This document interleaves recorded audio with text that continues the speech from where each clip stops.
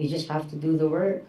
Kasi some people, because of the siguro multiple platforms that you guys have now, I mean, which Mhm. is sobrang swerte nyo, di ba? Mm.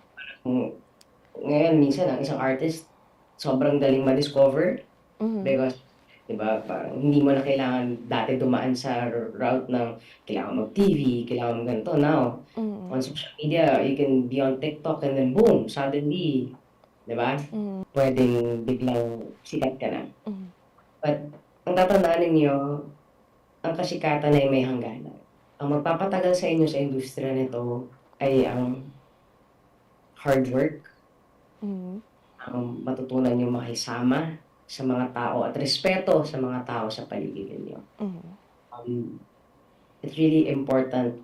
I cannot, hindi ko ma-emphasize enough yung importance ng hard work. Yung really, alam mo yun, going through it. Kasi minsan kapag biglang nandun ka sa taas, hindi mo dinaanan to, hindi mo siya dinaanan ng ganyan. Mhm. Medyo minsan nagkakaroon ng entitlement eh. Di ba? Hmm, mhm. Malaki yung ulo Oo. and pag ganun, minsan hindi tumatagal. And syempre gusto natin, di ba? Yung longevity. So ako yun, hard work and continue to get better at what you're doing.